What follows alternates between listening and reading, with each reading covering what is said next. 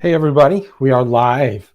Welcome to our little first test stream to see how this is going to work with our new software. Just so you know, we are Community Manager Live. Each and every week, we're going to bring a topic to you. We're going to have community professionals on to talk about that topic and hopefully get some questions from you as we go along to dig into those topics. So first, I'm going to introduce my co-host. I'm going to bring on Tim McDonald.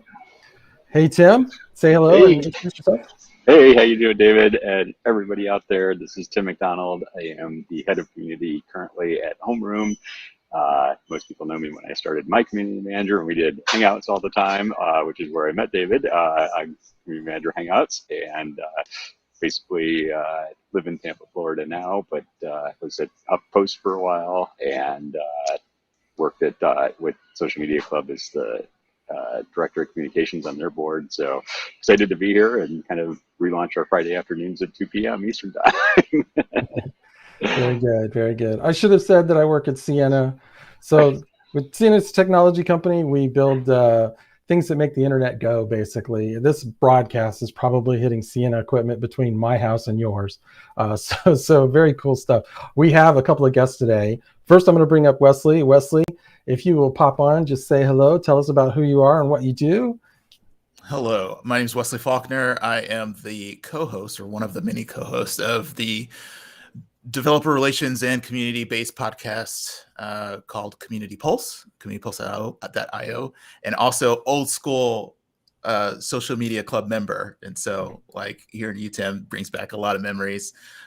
Chris and Christy are awesome people. And so, and for my full-time job, or what pays the bills, I am the North America community manager for AWS. And so mostly focusing on user groups in terms of community. And so, yeah, thanks for having me on. Very good. Alicia, I don't know if you want to show on screen or not. I will pop you up if you want to unmute just briefly to say hello. Hi. Hello. Hi, guys. Nice to be here. I also work as a community manager for a smaller company. I used to work for Microsoft and also work with user groups, so I guess similar to what Wesley does right now. And yeah, now I work with freelancers. And yeah, thanks for having me. Very cool. Oh, glad to have you. Thank you for joining. I should let everybody know, with the exception of Tim, everybody here is a new person to me who stepped up. They said, I'd love to be a part of this and see where it goes. And I really appreciate it. I'm standing on the shoulders of giants here. Tim McDonald really started this years ago. I'm just kind of picking up the ball and running with it with his permission. This is very good. Hi, there she is. So the way this is going to work each week is we're going to have questions on a topic, whatever that topic might be.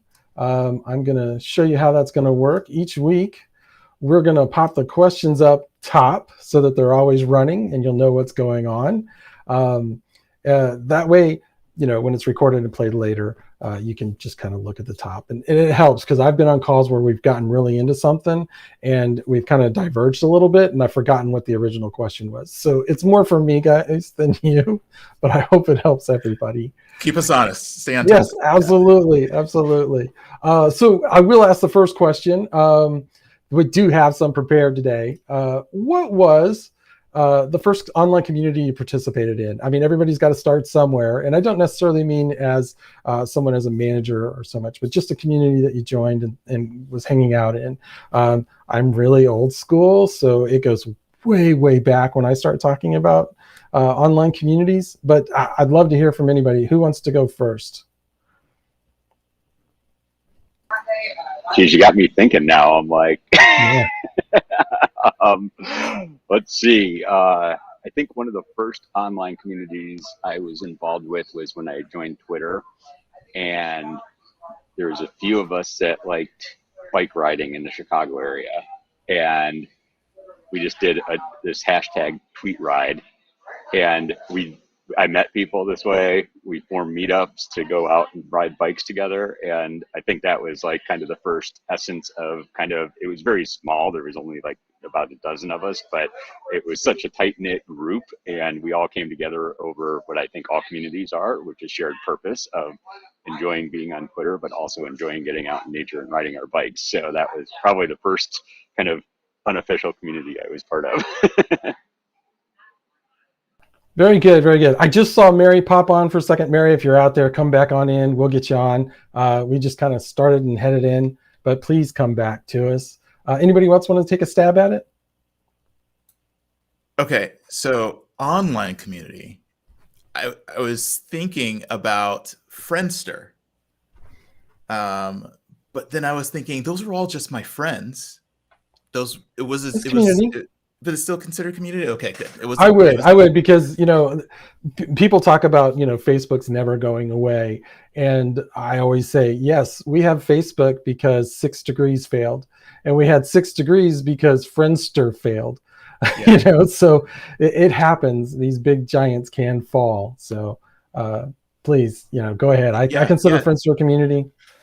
Yeah, so that was probably the first one, and of course I moved over to MySpace and then other communities as well. But I guess that gave me the exposure to actually meeting people who were just tangential or like 1 degree removed.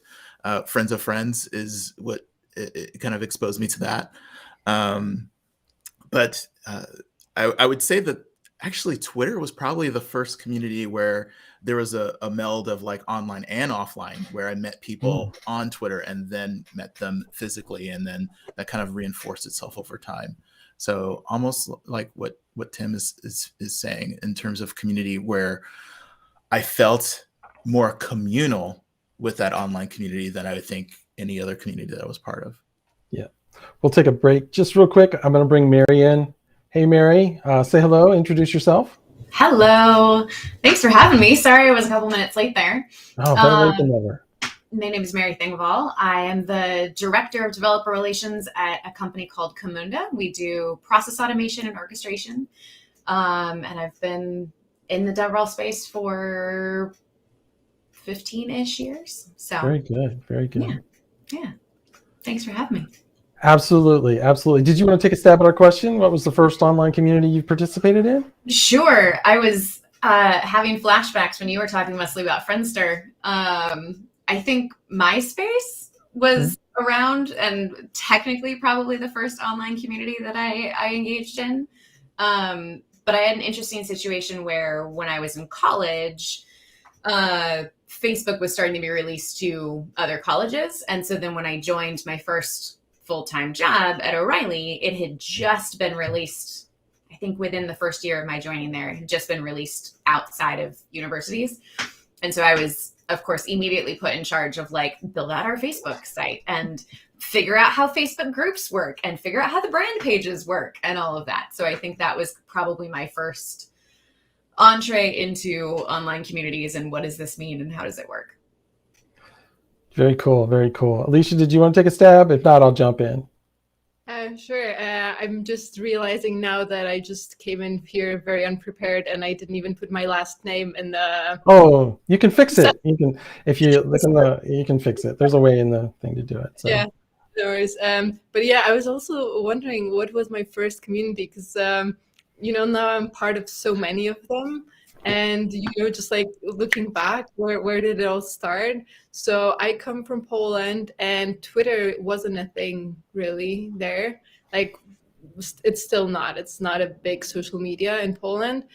And I think like Facebook groups were the first things that I did, was really engaged in. And it was probably more neighborhood ones.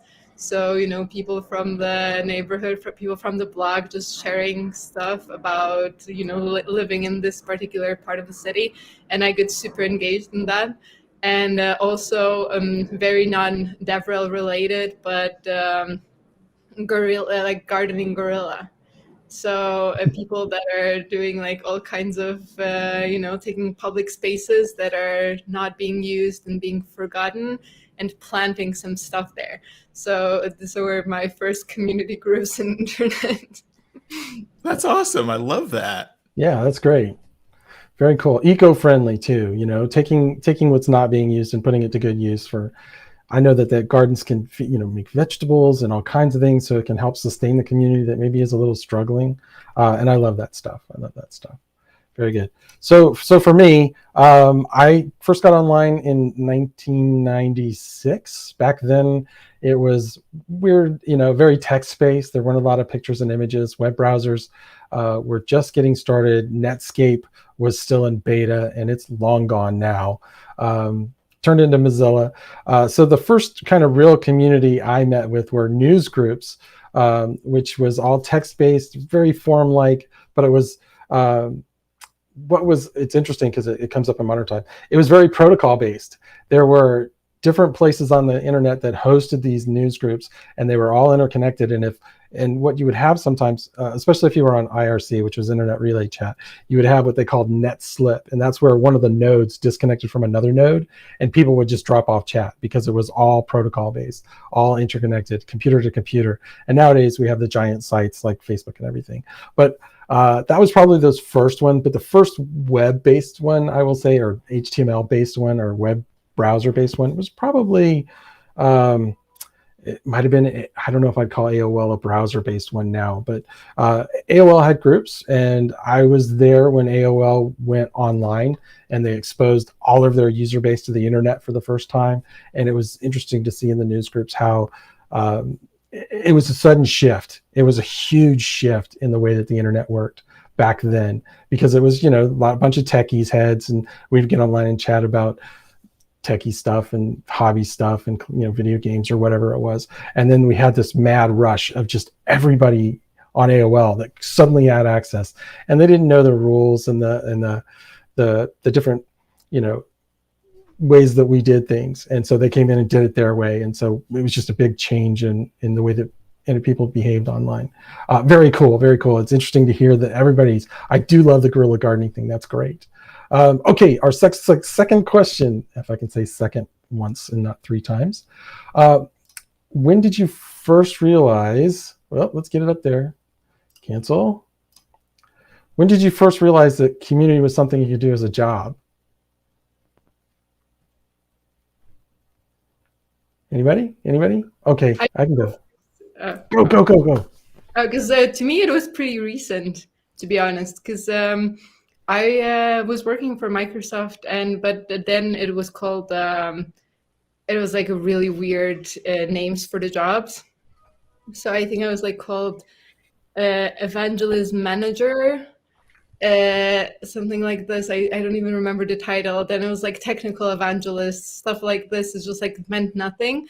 But I basically started working with influencers and a lot of people that are engaging as a community leader. So they would do meetups, they would do some kind of online content, and basically working with people as a community, kind of bringing them together.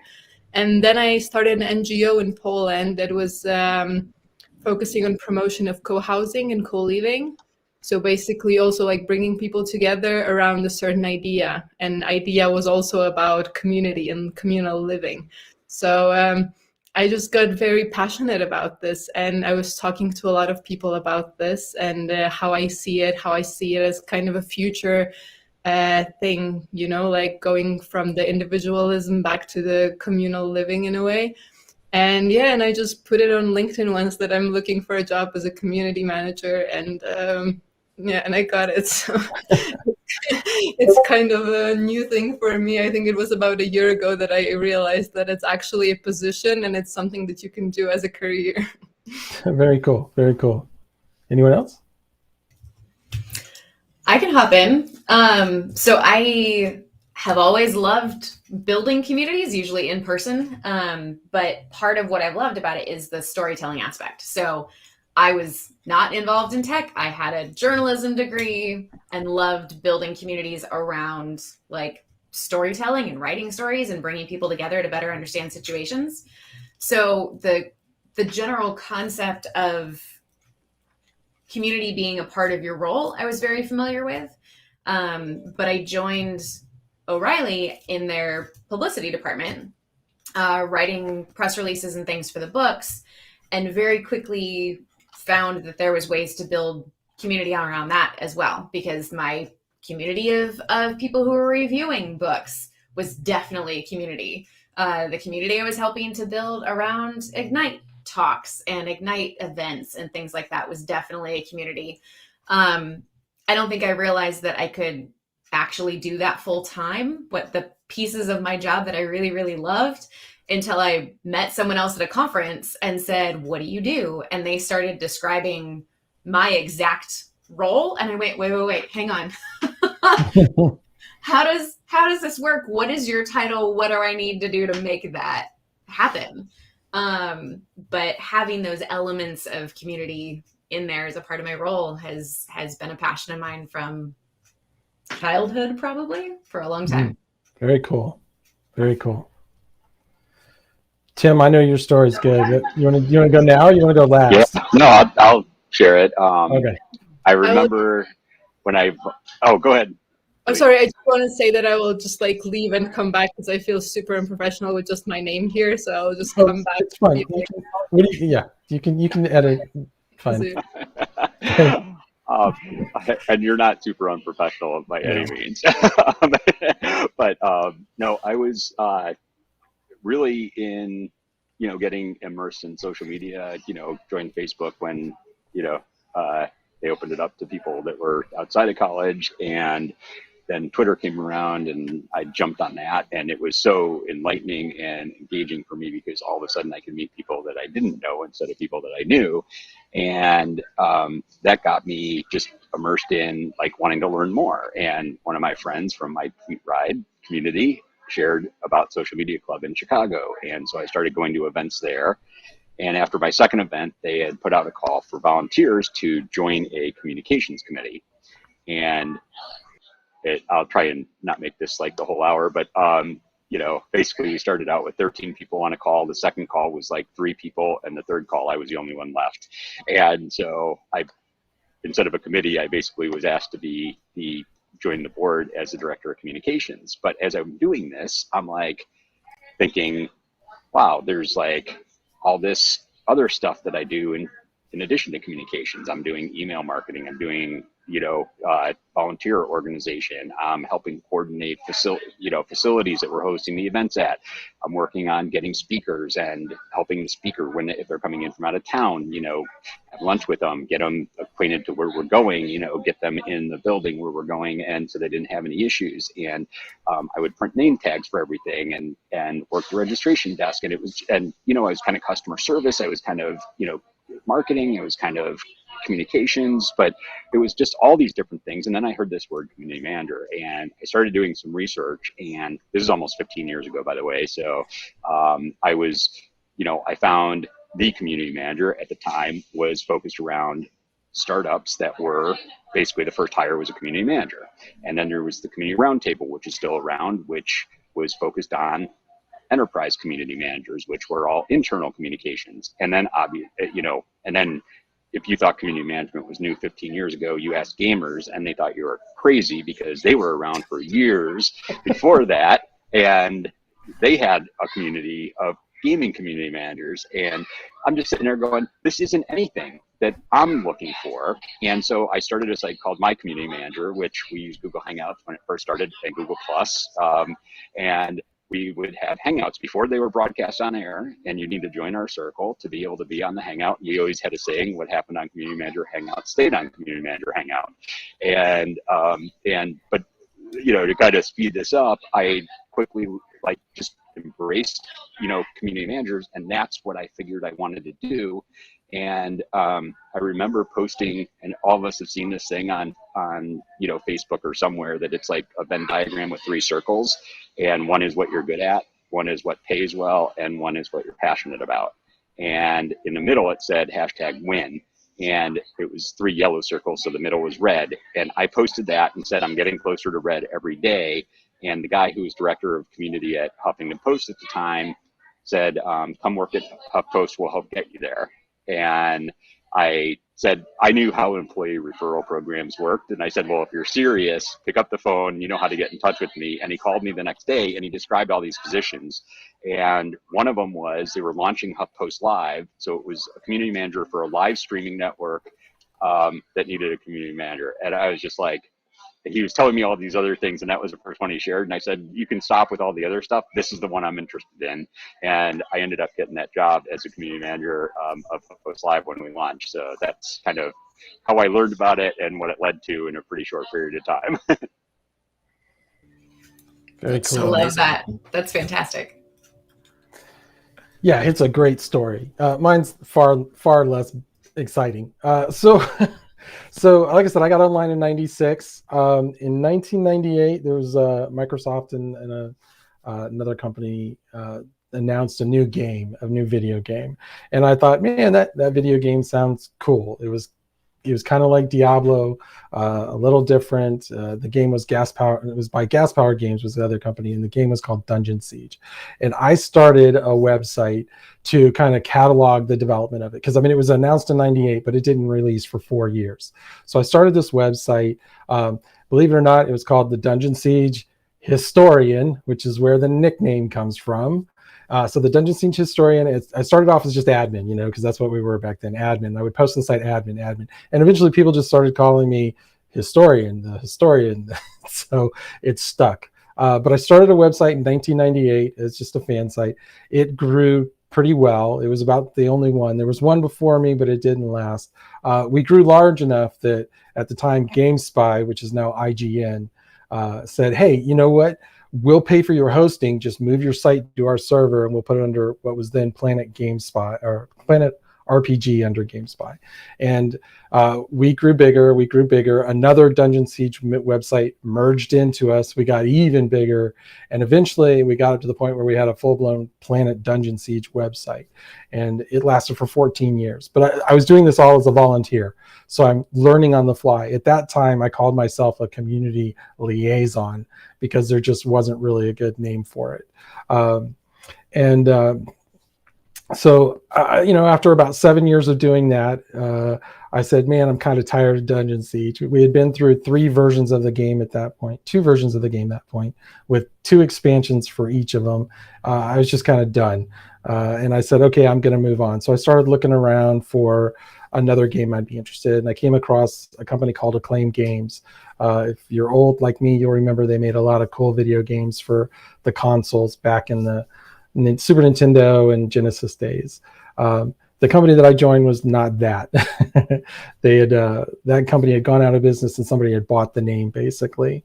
But I joined them as a volunteer, and I said, hey, I'm happy to help. I've got a ton of experience. I've done this before. I've built websites. I've built communities. I've built GameFAQs, everything you can think of. And what they were doing is taking games from China, bringing them to the US, translating them, and then putting them out to an American market. And these are free to play, so cash shops, those kinds of things. And so I volunteered doing that for 2 years, and they finally said, hey, do you want to work for us? And they hired me. And at that point, we had about 900,000 registered users across 7 games.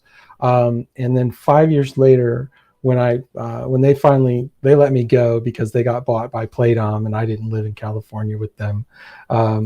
So they got bought by Playdom and then eventually bought by Disney. But when I left, we had 16 million registered users across 14 games. And I had 200 volunteer moderators to help me manage all of that, because there's no way one person could do that. It was very cool, very exciting. And that's how I got my first job in community management.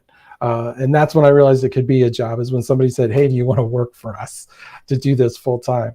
And I've been doing it since. So, 2007 to now professionally, 1998 to now as a hobbyist. And I still run hobby communities out there. Right? So I have my work community that I manage. And then, in my spare time, I have a couple of other things that I still keep up with and manage.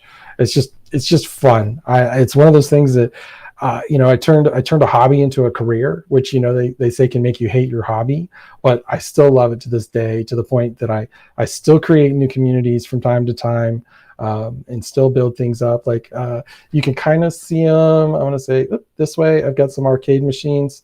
Those are the Arcade 1UP. I run the Arcade 1UP subreddit on Reddit, and manage that. So, just fun. I love it. I'm going to stop talking because I could talk for days. So.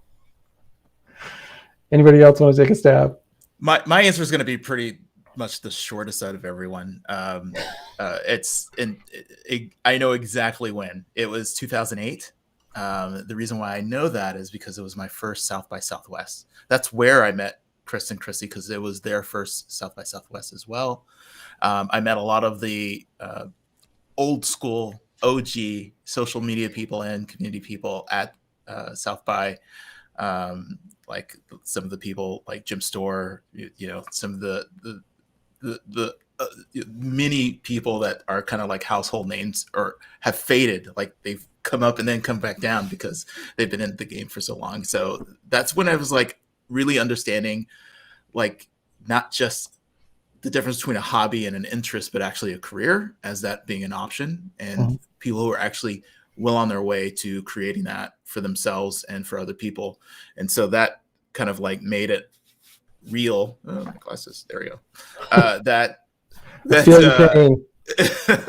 made it real that that there was an intersection between like enjoyment and work and getting paid.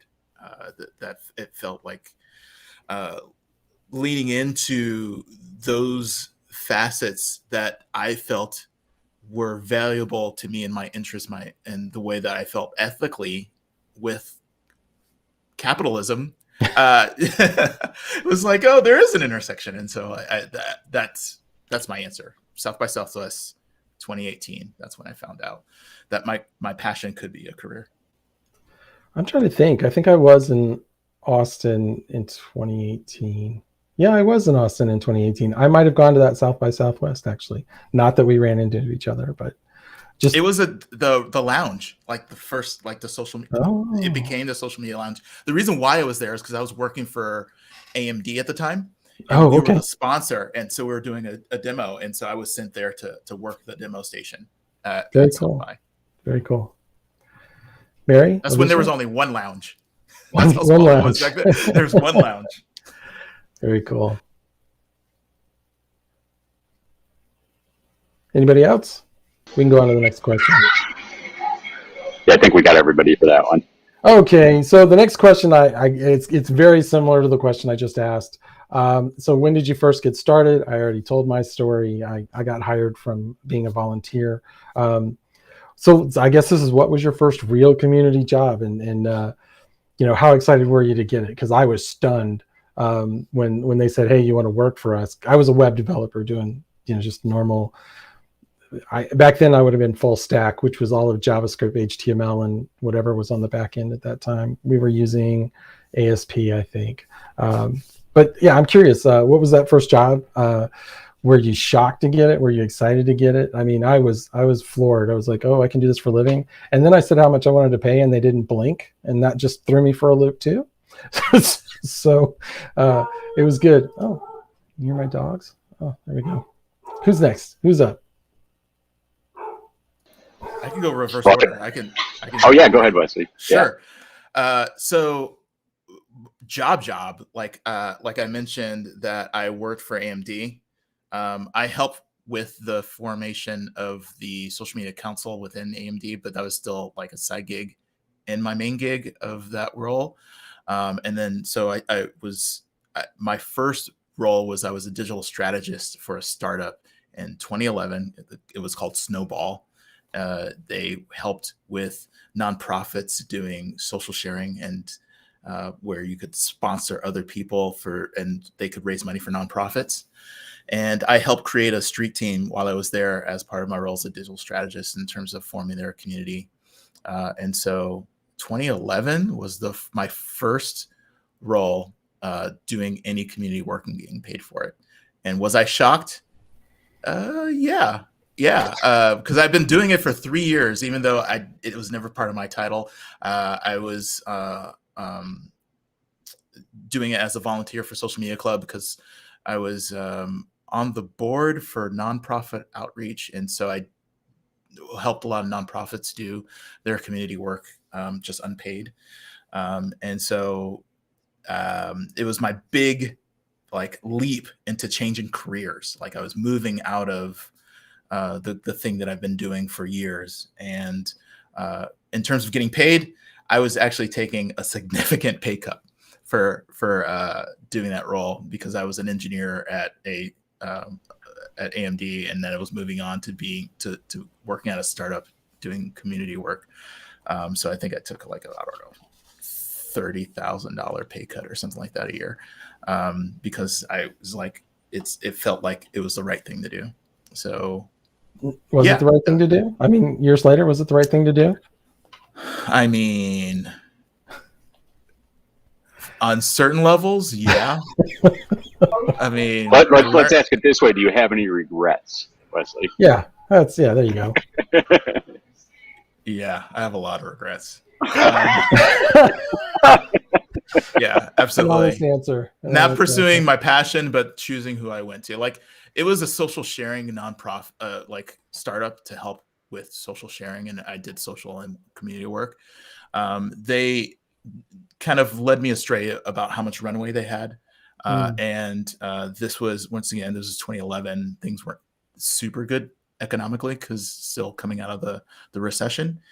And their choice for like trying to like stream things down was to lay me off after being there for 6 months. And so like now I'm in the job market with 6 months of experience, having left a really secure job, making way more money.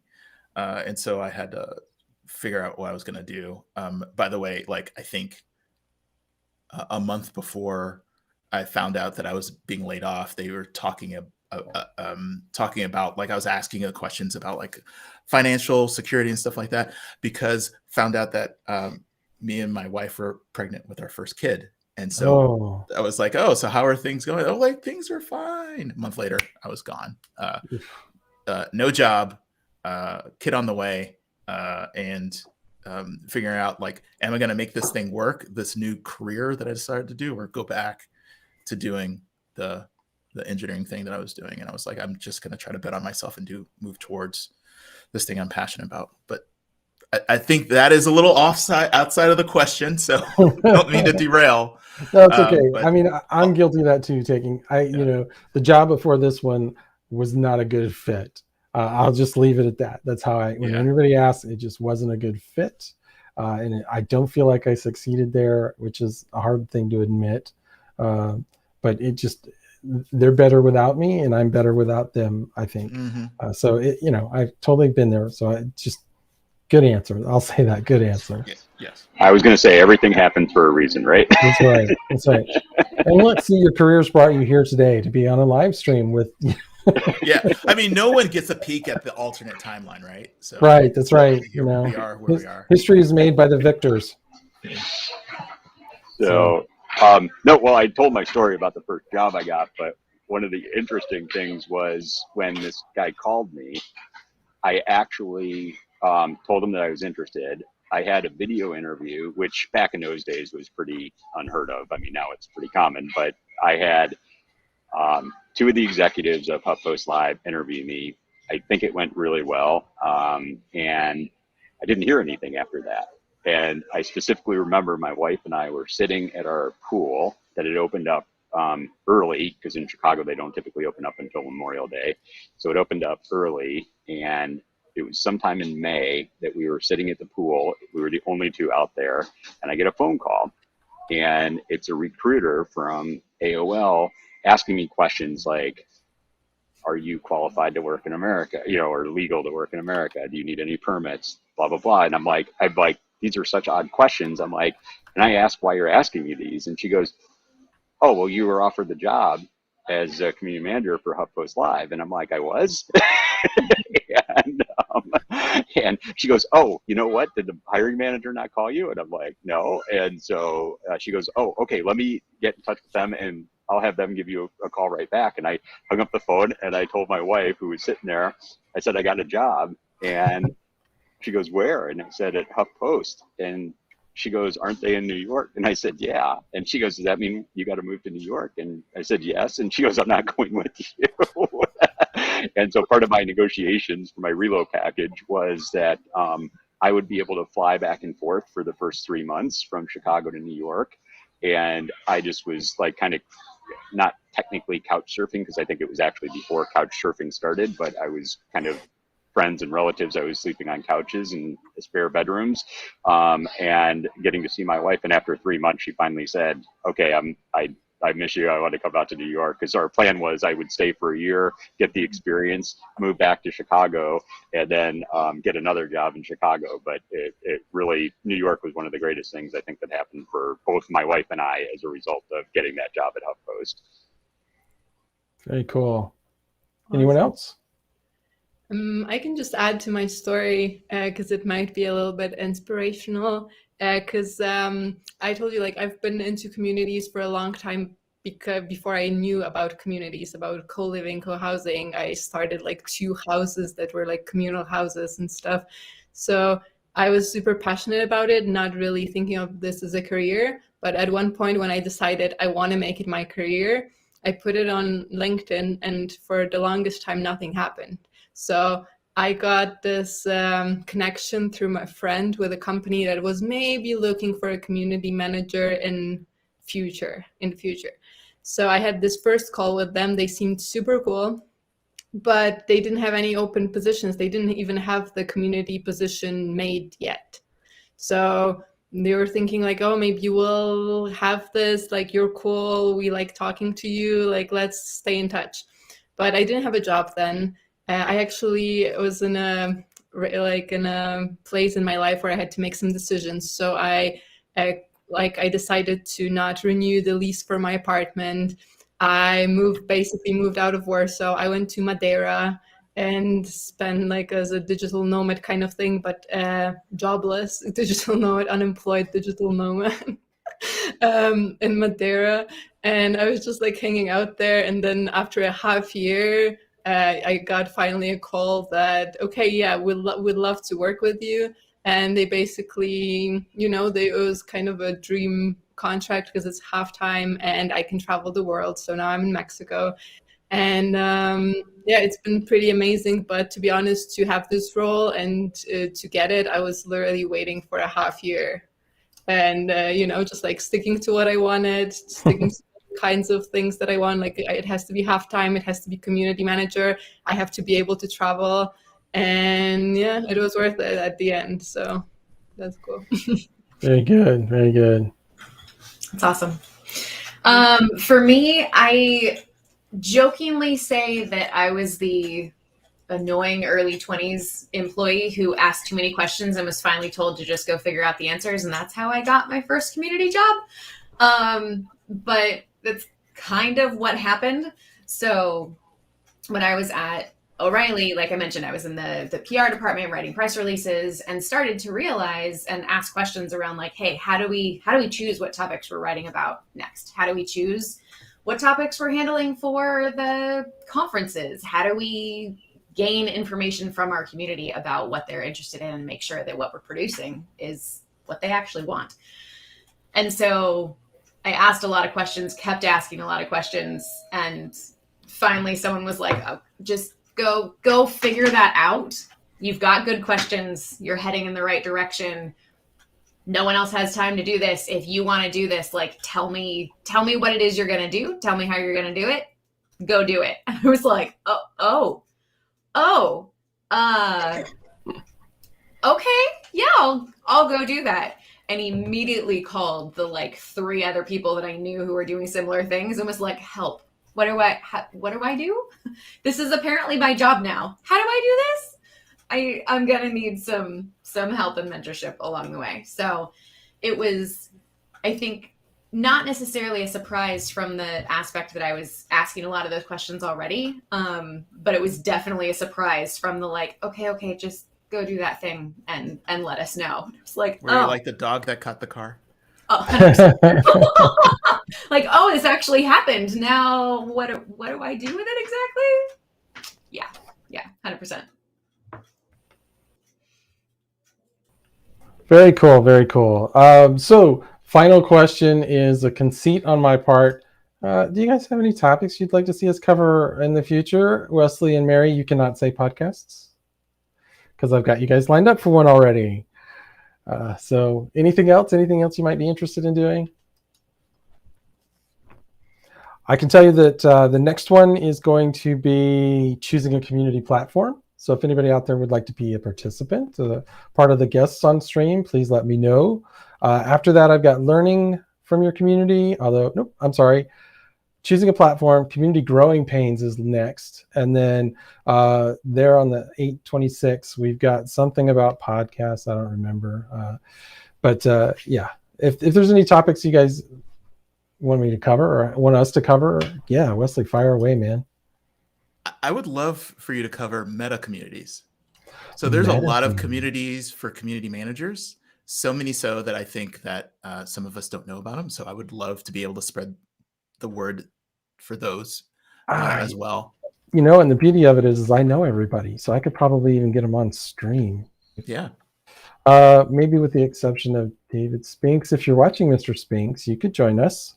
But I know he's still on his sabbatical. Or? I think he's still on a sabbatical, and that's the only reason I would say that would be the challenge. Yeah, but I mean, there are a lot. There's some of the mainstays. Everybody knows CMX. Everybody knows Community Roundtable, and there's a lot of nice little pop-ups. And there's it's funny whenever somebody makes a new community platform, they tend to start off by making a community themselves for community managers, I guess, to get eyes on it and get us to try it and do those kinds of things. But yeah, Community Roundtable is a personal favorite. I've been with them for years as one of their people. CMX I've tried to, but last time I tried to join, they had turned off the joining part of it. So hopefully they'll get that back soon. Let's see. Dinner 5. Yeah. Oh yeah, Dinner 5. Yeah, Dinner 5 is pretty awesome. Hey, BP showed up. I'm going to put you on stream, BP. Say hello and introduce yourself. Maybe. Oh. I am here. Hi, how's it going? All right. Hey, everyone. I see Wesley. Wesley and I work together at AWS. Actually, let me turn on my camera. Sorry, I'm on the work laptop and I'm on another laptop. Good old Brett here is yay. He's the guy that runs the communitymanager.com website. Let's just let me throw that up there, plug it for you real quick. Let's put that banner up here. It's going to cover my face, and let's just scoot it up a little bit. Find a good spot right there. Awesome. There, communitymanager.com. Stop by. We if you want to write for us, please let me know, because if you've seen my writing, we need help. Your writing is great, David. Don't worry. Yeah, I stand on the shoulders of giants. I really do. So, but yes, I think that's a good one. Is meta community managers, communities for community managers. I think that's a great one. I've got that in there. Well, I also think that there's another thing that I was going to bring up, which is kind of part and partial to that, is the organization I work for now really focuses on Web 2 and Web 3, and what I'm seeing in Web 3 is a whole bunch of communities starting up for community managers in the Web 3 space, and everybody thinks that just has to be NFT and crypto, and it's way more than that. So it's like, I think there's some interesting things that people running Discord communities and stuff like that I haven't been exposed to before, but it's kind of like part and partial to, I think, the meta communities, but it's also like its own kind of trajectory of community managers. So it might be interesting to get some perspectives from people in the Web 3 space that are running communities outside of Web 1 and Web 2. Yeah, I'm a Web 3 skeptic, I'll be honest, but I won't stand in the way of anybody that's interested in it and has a passion for it. I think that it's a new kind of community, and maybe I'm just being the grumpy old guy, when I talk about it. But I have some issues with NFTs and the way that they seem predatory, and I know that that's not always the case. It just feels like the only time we hear news about it is when it's being predatory. Well, I will say, David, that it's like, I definitely have my own opinions, but just like you, I like being open, and I think we can all learn from everybody else instead of like being closed-minded into what we know and what we're used to. Exactly, and for me, exactly, is that when I talked a little earlier in the episode, I talked about how the web was protocol based. Everything ran on protocols, and that would be very decentralized. So I'm clearly not opposed to it. And I think that we have some 800-pound gorillas out there, Facebook, YouTube, Twitter. and they tend to dominate the way that we discuss things online. And having something that's not so centralized wouldn't be a bad thing necessarily. I just worry about how things would be moderated and how those would be managed, being so decentralized.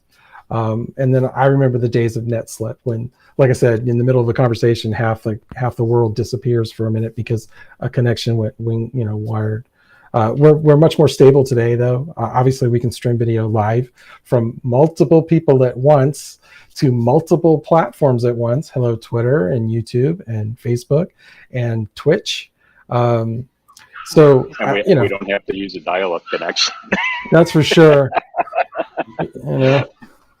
Mom, get off the phone. I'm trying to call AOL. Kind of things. Anything else? Any other ideas? I think that's a great one. I'm gonna put us here on a Brady Bunch screen. So. No, I actually love the idea of picking the platform, because that's where I'm at right now. We've been my community has been on Discord for a long time, and I've decided to switch it up lately. So now I'm having this, and next week I'm having all the demo calls with all the platforms to make up the decision. So I'm just spending a lot of time on researching that subject currently. No, that's great. And I will tell you that there's a good book called Who Moved the Cheese? Because you're going to have some of that. People are going to be like, I don't want to move. I want to be on Discord and I don't want to move. And you just have to kind of accept that that's the way it'll be. But yeah, I would totally set up that call, because I can actually, that's one I can actually speak to with a little bit of authority. So that's a good one. Next week, if you want to come back and join us next week, I'll send you an invite. And then you can ask questions live, like if somebody says something, we can really dig into it. Awesome. So, and Alicia, I'd be happy to talk with you too, because we're very platform agnostic. So even though we do have a lot of clients on Discord, we work with many other platforms too. So I can kind of give you some insights of any ones that you're looking at that might be, something that you're interested in. I can give you like some of the highlights and lowlights or benefits and drawbacks of each one. Oh, perfect. Yeah. So I'm going to find you on Twitter then. Sounds good. Very good. Very good. All right. So I will say that I hate Facebook as a community platform. I just to throw that out there, hate it. Yeah, a lot of people nodded at the same time. It's good. You know what? If your community's there, it's fine. If your community's there, I just wish Facebook wouldn't change your mind about things all the time. A long time ago, I used to say you don't plant your garden in somebody else's yard because you never know when they're going to come by and throw manure on it. And Facebook has a bad habit. Oh my gosh, that was that. Straight out, Alicia. Please don't take offense to what he just said. David, please continue. Because of the guerrilla gardening. It's guerrilla gardening. Guerrilla gardening. Yeah. So gardening. See, we're building a garden in somebody else's yard when you use Facebook. Yeah, no offense intended. Yes. But yeah, or till it under, I guess is a better word, because manure tends to be a beneficial thing for a garden, but it rarely does Facebook make beneficial changes. But yeah, that's good. Let's see, what else have I got? Learning from your community. That's a topic we have that I could get some people to talk about. Where to start, the basics of launching a community. I think Alicia would be good for that one. Hiring a community manager. A lot of us have been hired, so we know how that works. We can talk about what I like about hiring a community manager is because we can speak to what a company should be asking of us that they may not know they should be asking. Reinventing you as an effective and engaging community manager, which is, what can you do to improve yourself? I mean, I think for me, this is one of the best things for me, because I've been doing a community management for a long time and I get stuck in my ways. I literally, I used to say it's like being in a bubble. You know what's going on inside your bubble, but what's going on outside of it seems foreign and weird, and we can't deal with that. So just getting outside, getting new knowledge. I find conferences, like for example, all the conferences that the big guys put on, I never get a lot of value out of them because it's really geared towards people that are early and mid-career. And so it's hard for me to feel like I can get out of the bubble. And talking to people like this, where somebody will say something and it'll just put me in a totally different direction that I didn't expect. Let's see, what else? Anyone have a comment on that one? Yeah, I can add something, because I totally agree with you with that a lot of content out there is just for like very beginners and like very starter level. And also for getting into your ways. So I've been doing this only for a year now, like in one place. And I see that I just chose some things to do and I just stick to them. I'm also like a one-person community department, which is like for many people, it's the same. Many communicators are kind of alone in this job. And I don't know, it got me to a point like 2 times already when I just got kind of a feeling that, you know, I'm the only one like doing all the effort and trying out, and I'm just like doing all the same things. And I'm actually at this point of reinventing myself as a community manager, and also reinventing the approach to the community that I took on a year ago. So I do think it's super crucial. And I also do feel like there's not that many resources about it. Just to like give you an example, some time ago, about a month ago, I asked on CMX forum a question, hey, what cool things are you doing for your communities? Like, I imagine that I have unlimited budget, I can do everything I want, just like let the creativity flow and like just make up something. And all the people were just like, oh, maybe you can produce some gadgets, maybe you can do an event, you know, like, and these are good answers in a way, but they're like super basic. And I feel like what communities kind of need when we have like this high level of saturation of communities would just like be taking it somehow to the next level, making it cooler and more engaging. And I don't think many people are doing that, or at least I haven't found these people yet. Yeah, I find that maybe I found them today. Maybe, hopefully. So what I find with communities is people will find what works and they won't ever shift away from it. So, hey, this works, this works, this works, this works. And then they're like, why are we not growing? Why is it kind of stagnating? Why are we stuck? And it's that they just keep doing the same things over and over again. And I think the secret to being a community manager is accepting that you will fail.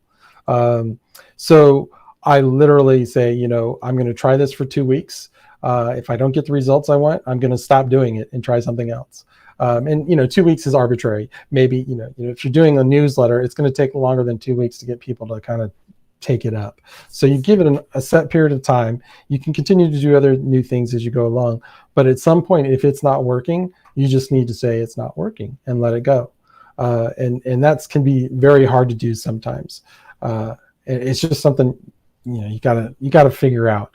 But you're right. You know, hearing ideas from other people, getting people all together in a place where you can talk it out is usually the best way to do it. And you know, there's a lot of places that you can do that now. You know, voice chat wasn't as ubiquitous as it is today early on, and now we've got Discord where it's so easy to talk live with people. You know, and do things like this, hang out and just chat. Very cool. Very cool. We are at 7-minute mark, so we've got some more time. If anybody's out there would like to ask a question, Sugarflow has a, let's see.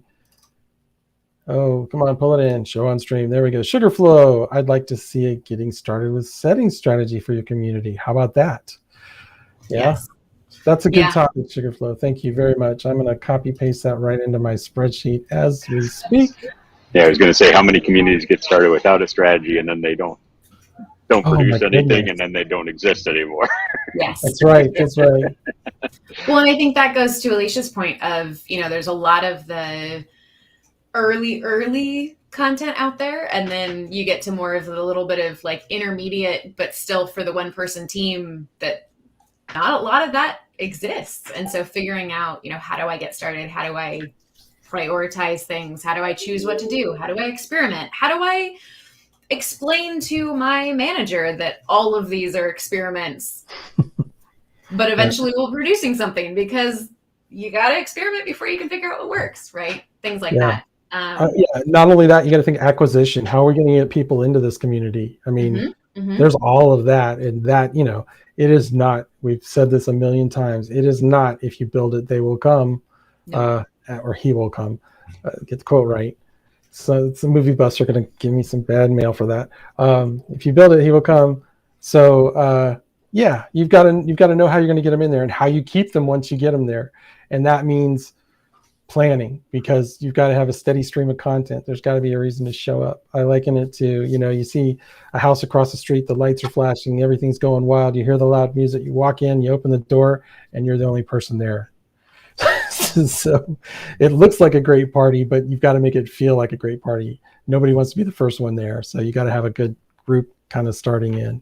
That's a good one. I've got moderation and governance. I think that could be a multi-episode type thing. Moderation and then just governance in general. Onboarding community members. I think that's a good tie-in. We may be able to pull this into a series that just walks from choosing a platform, getting started with your strategy, onboarding community members, showing value for community to internal stakeholders is one of the topics I want to cover. Managing finance and getting a budget is one of the topics. A lot of us are still what we call lone wolf community managers. We're just one person doing it for the company. So there's managing a community team. I've got some good people lined up for that one, hopefully. I think there's also a burnout aspect there. Not only people who are single person teams, but also for multi-person teams around planning, right? How do you plan and prioritize and set focus properly and not burn out along the way? I used to run, when I did my community manager, I was running unconferences for community manager unconferences. And one of the things that I always did, and this is was foreign at the time, people would wonder why I had somebody come in and talk about wellness or yoga or breathing in the middle of a community manager unconference. And that was exactly why. Yeah, exactly. Well, and I think to Wesley's point that you made a long time ago, a lot of us are in this because we love building communities in our personal lives as well. And when there's that huge overlap between personal and professional, it can be hard to step away and take that break and get the rest and restoration that we need. So absolutely. The one other topic from my side is KPIs, which I know is generally a bad word. But I think figuring out ways that we can define KPIs that actually make sense for us instead of having other people define KPIs for us. Because I think at the end of the day, you get to a certain point, you're going to have KPIs. So how do we get ahead of that and make sure that we're actually putting ones in place that are good and helpful from our side and also fill that need of how do we know that you're producing value? Yep. Well, I mean, that leads into ROI, doesn't it? Exactly. All right, KPI ROI, I put that in there as well. Well, I guess we're at the end of the hour. We got about 2 minutes left. I'm going to go down through the list. We're going to put your full screen and you can just, I know, full screen, big move. Brett's been wanting to say something. Yeah, I just have an idea for maybe another topic is basically programs that encourage, colleagues to share content that your company has created. We use Everyone's Social, it's an internal program. There's others like that that might be beneficial, that usually a community manager might run. And, it might be an internal community, but I still feel like, you're just trying to round up the troops and I guess turn them into advocates of the company or ambassadors. So I feel like that could be maybe something worth covering. Maybe almost how you spread, if it's an external community, how you spread that across internal stakeholders, right? Across the company, right? Good, Tim, exactly. Yeah. All right, I'm just jotting this down. I got programs to encourage participation. I've got advocacy. I'm actually in the process of building an advocacy program where I work for external purposes. So this would be a community advocates, not internal advocates. We, like you, use Everyone's Social for internal stuff, but we don't have a program for the community users to do the same kinds of things. So we're looking to do that. What I'll do is I'm going to go down and just pick people at random, and you can say who you are and where people can get in touch with you if they would like to chat with you further. And we're going to start with Wesley because he's right next to me. My name is Wesley Faulkner, and I am on Twitter as Wesley83. Just, of course, I do this podcast called Community Pulse, communitypulse.io, with several lovely co-hosts, some who might be on the stream right now. And so if you're interested in some of that work, you could subscribe, hopefully. And that's about it. Reach out to me over Twitter and never over LinkedIn. Okay. So I'm just going to say that just to make it abundantly clear. Very good. Very good. And we're going to go to Alicia. Okay, so I'm Alicia Snarska. I'm the opposite of what Wesley said. So this is my Twitter handler, the Alice Doing Tech, but I'm never on Twitter. So reach out to me through LinkedIn if you want. And I'm not creating currently any content regarding community stuff. I do write sometimes, and it's on Medium as Alice in Internet. So you can check it out, but it's not very community related though. Thanks. Thank you. All right, there's Mary. Hello, Mary. Whoa, I just hit her. I hit the wrong button. Let's show her on screen and make her really big. There we go. Hello. All good. So you can find me at Mary_Grace on Twitter and just about anywhere online. Not quite, but a lot of places. Similar to Wesley, I will say reach out to me on Twitter, not on LinkedIn. I'm terrible at LinkedIn, but I'm usually pretty good at Twitter DMs. You can also find a lot of what I've done at marygrace.community or marythingville.com. If you don't want to try and spell my last name, I get that. I am lucky enough to be a co-host with Wesley on Community Pulse. And I also put out Deborah Weekly, a weekly newsletter with articles, tweets, curated information about community and DevRel. So feel free to subscribe to that if you're interested. And do I have that on my list? I just published a list of community newsletters. I saw that and I had it on my list to reach out to you about it. Okay. You should do that. I'll update it and get it up there. Yes, please. All right. And then, very good. Thank you for joining. Brett, I'm going to pop you up, say who you are. Whoop, I'm going to put you back. I'm going to pop you up.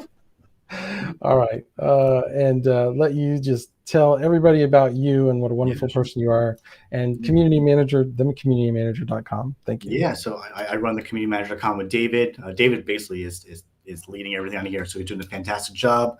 Yes, my name is Brett Petersell. You can find me on Twitter, Brett. DMs are open. You can message me on LinkedIn.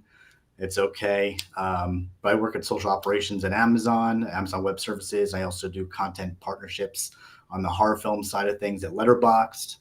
But yeah, thank you for setting this up today. I wish I was here a little earlier. I apologize, but this is a great conversation. Looking forward to doing more. And again, yeah, thanks for this opportunity. This is a great platform, and I'm looking forward to sharing and learning from others. Thank you for joining. I appreciate it. And we wouldn't have known you were into horror films if you hadn't told us. Yeah.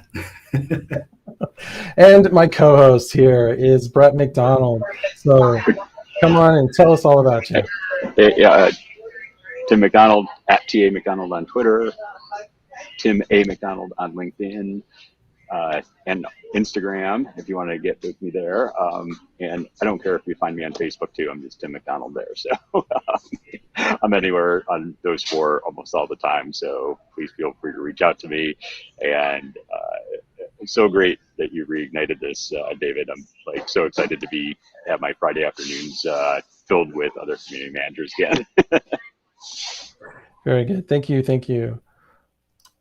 All right. And myself, I am David Dewald, and I'm going to bring everybody back. See if I can get everybody up here. You can find me at Historian on Twitter, and Historian on LinkedIn. I think I'm Historian on Facebook too. You can reach me through the communitymanager.com website. You can reach me through daviddewald.com. And I'm always looking for hosts and co-hosts and people to join as guests on these calls. If you have topics or anything you'd like to have us cover, I've got a good long list, so I'm going to be reaching out for people to be guests to talk about it. I'm looking forward to next week. Hopefully choosing community platform will be good. And Alicia, I'll reach out to you to make sure that you get on that. Thank you everybody for joining, and we'll talk to you next week, Fridays at 2 p.m. Thank you. Bye everybody. Thank you. Bye. Thanks. Hi, thanks for having me on.